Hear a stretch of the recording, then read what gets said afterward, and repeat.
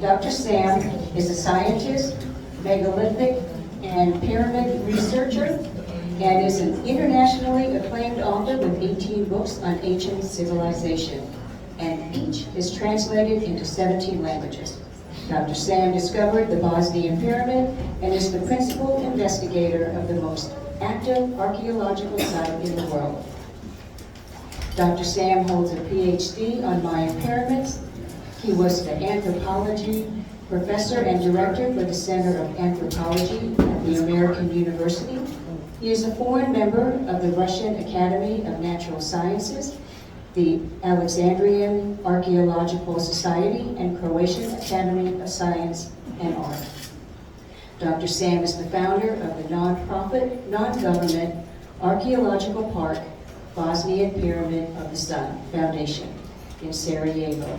It is registered for archaeological digging, scientific research, and the promotion of archaeological tourism. We are blessed to have him once again, Dr. Sam.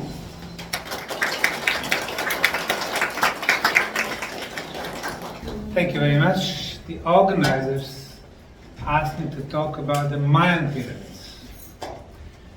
The Mayan world encompassed 5 countries that you know today as Mexico, Guatemala, Honduras, El Salvador, and Belize. They stopped rather suddenly in the 11th century with their construction, and they left them. A couple of hundred years, nobody was there, and then the Indians from northern Mexico started coming to some of their cities. In the first half of the 16th century, the Spaniards came to Central America. They discovered some of their cities. They talked to the locals, asking them who built those pyramids and temples. The answer was, we don't know. But on their way to looking the precious gold, Spaniards were destroying everything they could not understand. The cultural artifacts, the work of art, writings that belong to the original builders of those cities. We call them Mayas. In reality, we don't really know their true name. People who are called Mayas today, very poor inhabitants of Guatemala and Mexico, have nothing to do with those people who built the Mayan cities. There are more than 100,000 pyramids in the Mayan world. 97% of them still in the jungles and forests, covered by soil and vegetation. This pyramid in the northern Mayan city in Guatemala, called Tikal, was considered the biggest for the longest time. However, the new city was discovered in the northern Guatemalan jungles, 3 days walk from Tikal. We call it El Mirador. And almost all objects are still covered by forest. And to the right is their biggest pyramid. And we can see signs of some huge temples in the jungle. What do we know about the civilization based only on 3% of their cities, pyramids, temples, bridges, roads, work of art and culture? Almost nothing. However, non-scientific sites like Wikipedia, Encyclopedia Britannica, and Smithsonian called Mayans the Neolithic culture. Neolith, it's a Stone Age era. Let's see if the primitive Neolithic man was able to leave the traces of these highly civilized examples. If this pyramid is clear, it would look like this. it would be bigger than anything else in the Mayan world. In tiny Belize, the smallest Central American country, the Mayan built more than 1,000 cities, towns, and villages. And every one of them would have at least several pyramids. Today, only 8 sites are open for the public. In El Salvador, 4 sites are open for public. There are pyramids covered by soil, grass, forests. In western Honduras, the most artistic Mayan city of Copan. This is the biggest pyramid. As you can see, the trees are growing directly on the stairways. 30 years ago, archaeologists from Honduras and the United States started clearing those trees because the roots were destroying the stairways. During the job, they discovered that inside this pyramid there was 700 years old temple, perfectly preserved, which is nowadays called Rosalila Temple, due to its rose color.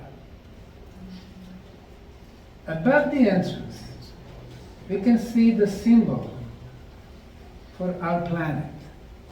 And above that one, the big white one, is the symbol for our galaxy. Hunabku, as the Mayan would call it. And to the left and to the right, or he is more obvious behind this handsome guy. To the left and to the right, we can see vehicles with the wheels, body of the vehicle, and the cabin in other one. And in the cabin, you can see the face of the Mayan, the big nose and the big cheek. What is the message of this temple? They're showing 2 vehicles between our planet and the galaxy. One option is that there were a network of highways in the jungles of Honduras 2,000 years back with the many vehicles. And the other one, the one which is rather obvious, there was a way for them to journey between our planet and our galaxy, Milky Way. Examples of beautiful Mayan architecture are everywhere. This is the less known Mayan city of Bonampak in the Mexican state of Chiapas. You climb the top of the hill and you see the structure. Rather impressive, and you think that's it. But actually, the hill that you are standing on is a huge pyramid. This is the top of the pyramid. Chichen Itza, Temple of Black Jaguar. Palenque, probably the best known Mayan city in the central Mexican state of Chiapas. What you see here, Temple of Inscription. When you enter the archaeological park, on your right, 3 pyramids. 25 pyramids have been cleared from the jungle so far. Originally, Mayans had 1,229 pyramids in Palenque alone. 8 years ago, they discovered the tunnels going under this pyramid. You see the protection here? They don't allow tourists to get to those tunnels, unlike in Bosnia.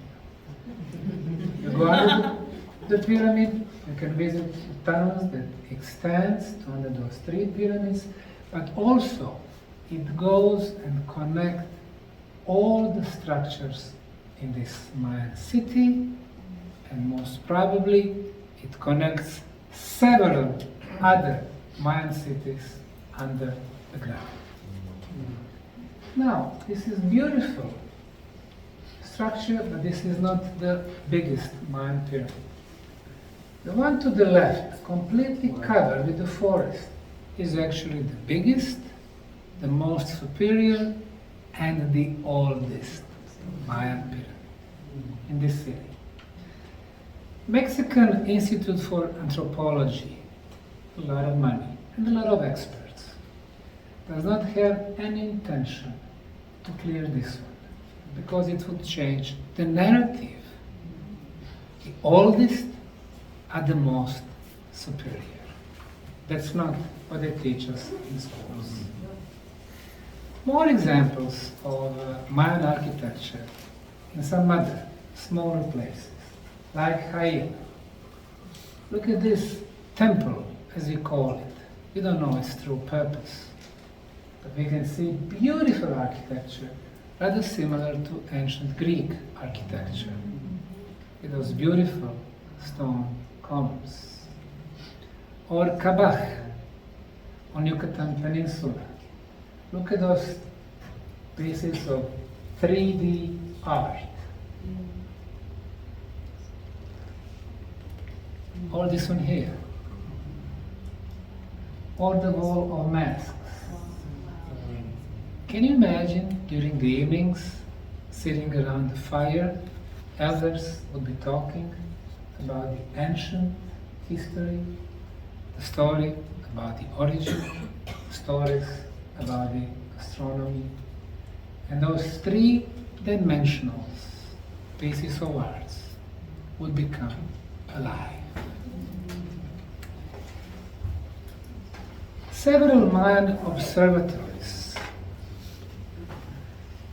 This is the one in Chichen Itza and Mayapan. Fellas are very often met in the Mayan cities.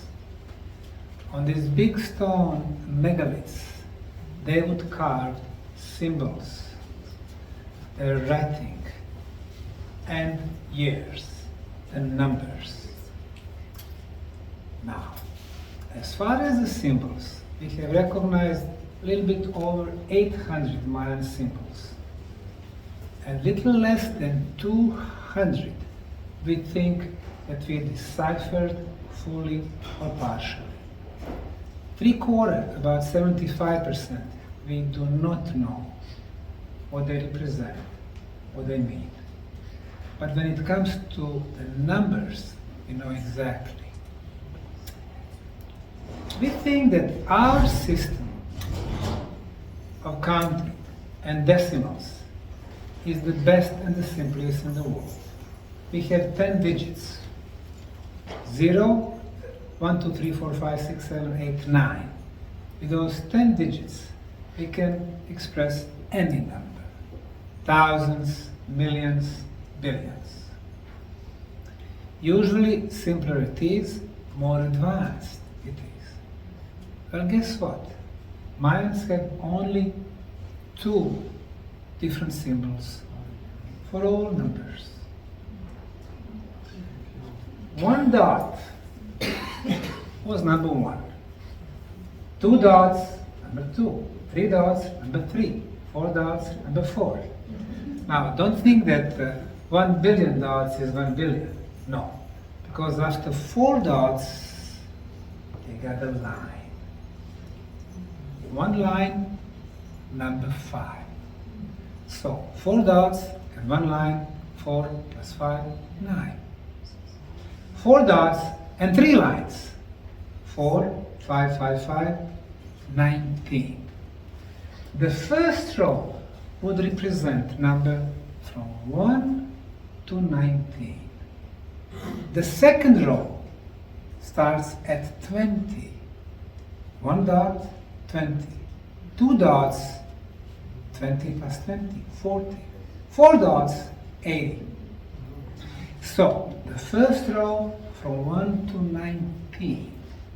The second row from 20, well, I round it to 400. The third row from 400 to 8,000, always times 20. The fourth row from 8,000 times 20 to 160,000. The fifth row, 160,000 times 20, 3,200,000. So, the fifth row, we arrive to millions. For millions, we need 7 digits. 1 and 6 zeros, right? So, when we see those numbers on stelas, we know exactly the year they were talking about. And they were not using the term year, but days. So if you have 3 dots and line, it means 8 days. Something happened 8 days ago. So we are pretty sure about what those numbers are representing. Some events happened in the past. Eastern Guatemala, the town of Quirigua, also less known Mayan city. However, this city is the most famous for their stelas. And they describe the events happened long, long time ago. On this stela, which is 10.5 meters high, it's almost 40 feet in height, and 65 tons piece, one piece. They are showing the event that happened 1,800,000,000 days ago. It is about 5 million years ago. 5 million years. We think that we are the only civilization who have a concept of very long geological time. Not only hundreds, but thousands and millions and billions of years. Well, Mayan were describing something happened 5 million years ago. What? We do not know. But 2 more dates are even more intriguing. One is showing 4.5 billion, and another one 13 billion years. Now we need to ask astronomy and physics to help us. According to them, our planet was formed between 4 and 5 billion years ago. Mayans are using 4 and 5 billion. I think they are probably describing the time when our planet was formed. Again, according to them, the age of our universe is between 12 and 15 billion years. Mayans are mentioning 13 billion years ago something happened. Well, this Neolithic culture is pretty advanced. When it comes to their writing, they use symbols. And they were usually coming in sets of 4 symbols. For example, look at here. We have 4 symbols. When it comes to communication, there are, according to my classification, 4 levels of communication. The simplest are the signs. For example, you draw an arrow. That's a sign. It tells you, go this way. The second level is alphabet as we have today. A, B, C, D, and so on. Letters do not mean anything. You need to put 5, 8, or 10 letters together to get a word, to get a meaning. The next level, more advanced, are the symbols. Here we have the symbols. Every symbol has a meaning. For example, Kabbalah in the Promised Land, in Israel. It was used for the Bible first Bible, we're talking about Old Testament, it was written in Kabbalah. So, not letters, not stories, but symbols. No commas. So, other hieroglyphic writing, they are also symbols. Here we have very intriguing symbols. For example, look at the first symbol. That's not a face that we can meet on this planet. Look at this one here. Very interesting guy. Does not originate on this planet. Even the big one, the skull here, that's not something that belonged to any of two kingdoms, human or animal kingdom on this planet. How do you decipher, how do you translate messages from these symbols? And that's not all. And they are using those symbols. One symbol has a meaning. Usually it is a process. Let's say process of movement. Another symbol was another process. Birth.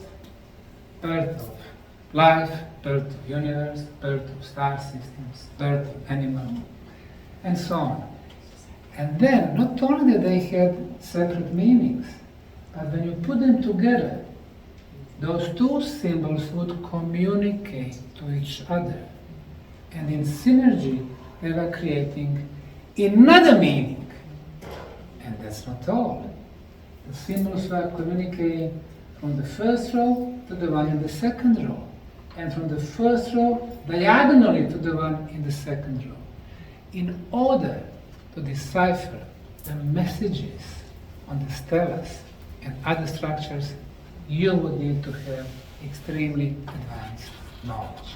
And that's the reason why we will never completely decipher Mayan messages. Mayan civilization built a huge network of sakbe road, sakbe white roads. They had roads that were 35 feet in width. They had a network of highways, but they never used the wheel. What does that mean? It means that the purpose was something different. They were connecting their cities. And when they built them exactly the way how certain star constellations would lay out, looking from the earth, their stars. So when they were building their cities, they were matching proportionally the distance between the stars. So when you go from one city to another, it was like you travel from one star to another. So this gate at the beginning and the end of every Sakpe road would be considered a cosmic gate. When the Spanish conquerors came in the 16th century, they were destroying literally everything. Cities, temples, pyramids. They were using sometimes stones to build their palaces and cathedrals. And they were destroying the roads.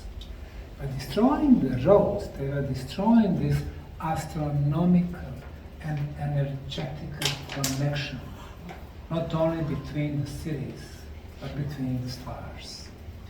In one of the codexes, only 5 remain untouched. Mayans describe that this is their 7th mission. Once they complete it, they're going to move on. When the Spanish came, they considered those structures palaces. Like this one they called Governor Palace in the Mayan city of Uxmal.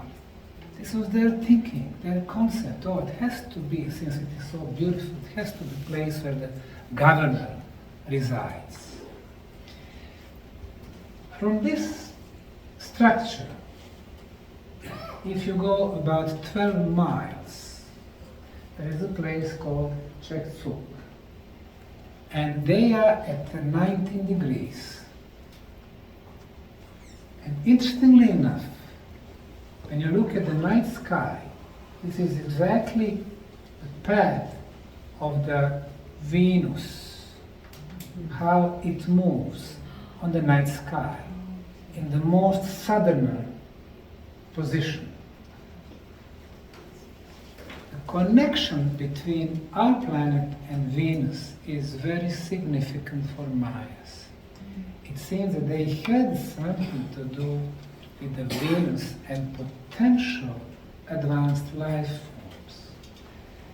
Namely, on this wall of the Palace of Governor, on two sides, there are many numbers showing the ratio 5 to 8, 5 to 8, 5 to 8. Why? Venus moves on the night sky, we know that. And we know that it takes 5 different positions on this planet, on the night sky, until they complete one circle of 584 days. They call them synodic cycles. 5 of those cycles are exactly 2,920 hour days. And 8 Earth years is 2,920 days. That's the reason why we have this relation 5 to 8, 5 to 8.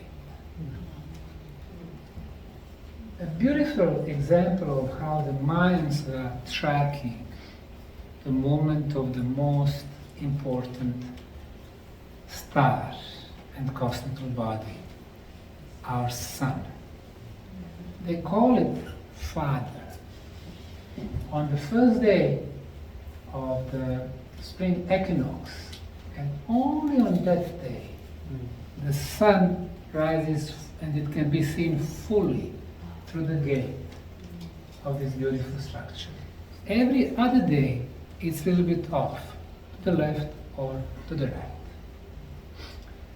Kukulkan Pyramid in the Mayan city of Chichen Itza, Yucatan, Mexico, has a similar astronomical feature.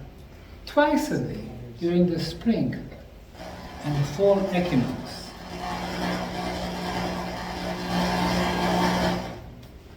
the play of the light and the shadow.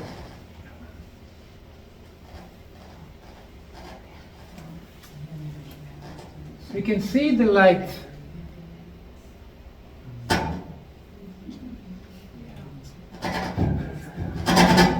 one, two, three, 1, 2, 3. Okay, it's good now.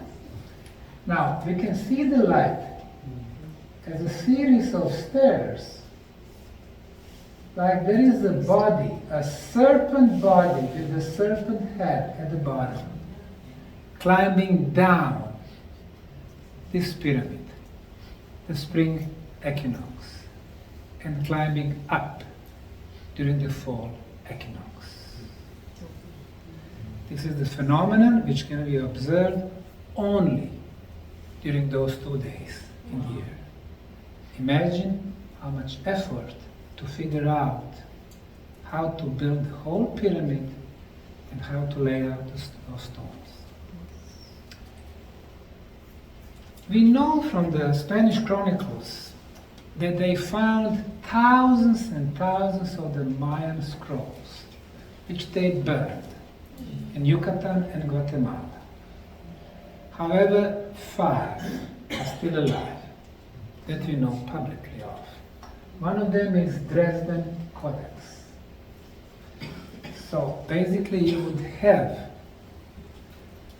a scroll which is about several meters long, and in this particular one, a lot of astronomical information.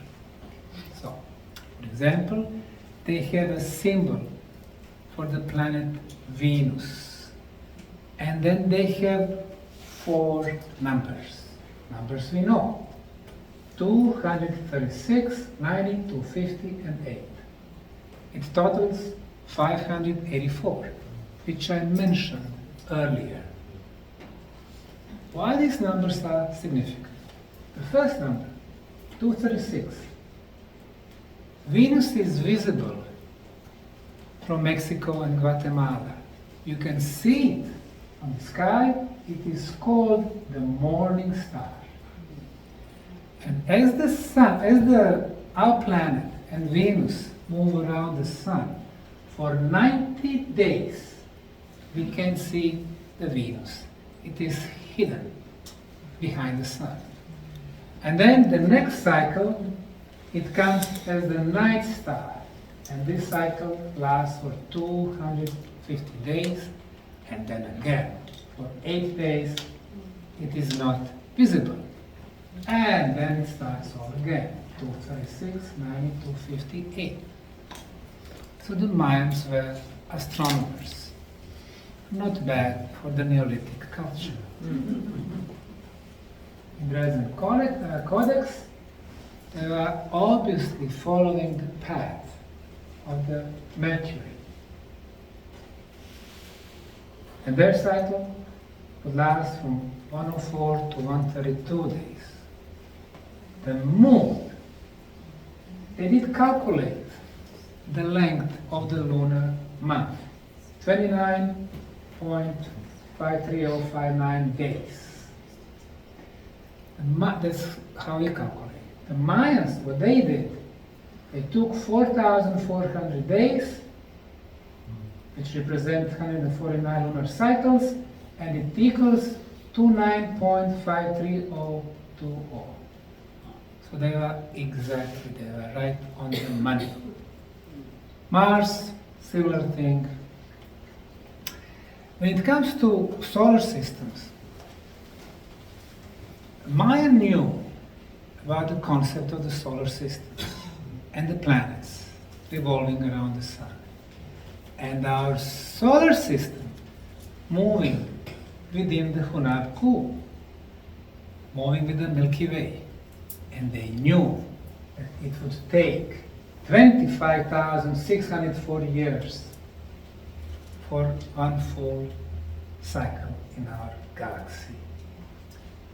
Mayans had 21 different calendars, and 2 of the calendars would cover this movement. It took 100 years for our civilization, using most modern telescopes and computers, to calculate this number.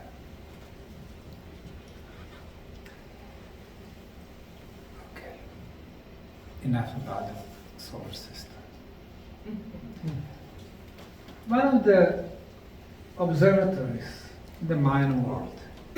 Now here, the first floor, we can see 4 entrances. They were exactly aligned with the 4 cardinal points: east, west, north, and south. Then, upper floor, you could also see several windows, and they were showing the movement and position of the planet Venus and several star constellations, with the error less than 1 degree. Now, we do have Mayan calendars. You can find them anywhere, so I won't be talking a lot about them. But the first 16 calendars are available in the literature. Sometimes the cycles were as short as 8 days, 220 days, 360 days, which would show the real duration of one revolution around our sun.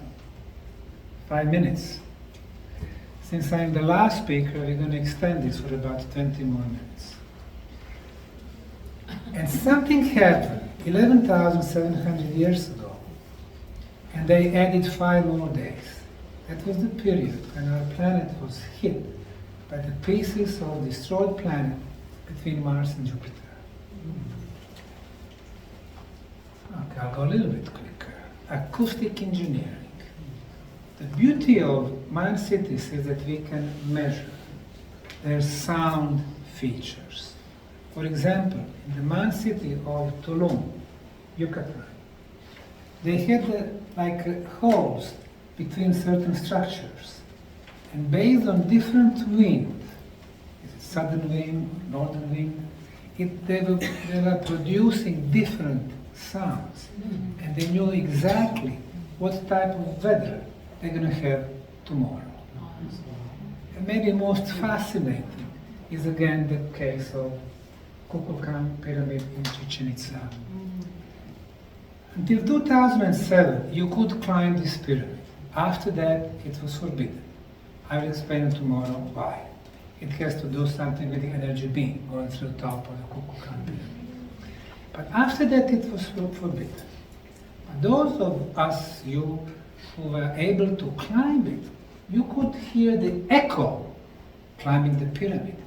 But it was not an echo of people climbing, it was more like an echo of the birds, it was like chirping sound. And there is a legend that every time you climb the pyramid, you invite the holy bird of Quetzal to visit your city. And really, their priests were climbing the pyramid twice a year only. And the sound really sounded like bird Quetzal. This is Quetzal in a natural habitat in Mexico. According to Mayans, it was the holy bird, and it represented their demigods and the spiritual dimension. Well, if we use the science, if we measure the frequency of this bird, it is between 900 hertz and 1300 hertz. And now let's measure the frequency of the sound produced while climbing up. Two things affect the frequency. One is the width of the stairs, and the other one is the height of the stairs. Well, the frequency of the width is 1300 hertz, and from the height 920 hertz. It's exactly the same. Now, maybe this is a coincidence, but let's take a look. You see those people, how they are climbing down? They are using basically all four legs, or 2 legs and 2 hands. Why? It's very steep. When you look at the width, they were rather narrow. Why? Because the Mayans were about 5 foot high, meaning proportionally their shoes were smaller than average people today. So the width is understandable, but the height is about 3 times taller, higher than it should be. Meaning they purposely built it this way to get this particular frequency. Every time you climb the top of Kukulkan Pyramid, you are opening the music box, inviting demigods to visit you again. That's it.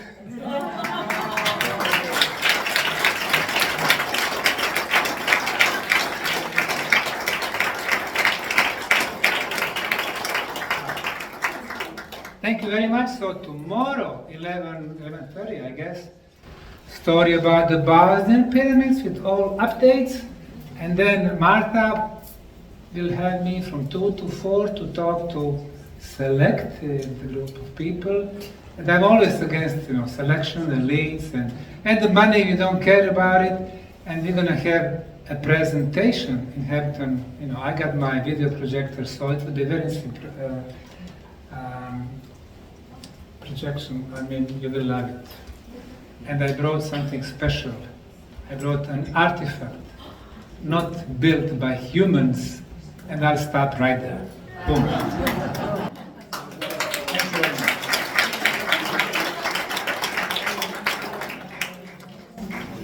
No, I'm not sure of that. At the hotel, Hampton Inn. Yes. And Marta, What, from 2 to 4, right? 2 to 4. okay, so Marta, before you leave, since this is the first time you've been here. Yes, there you go. I like that. I like that. So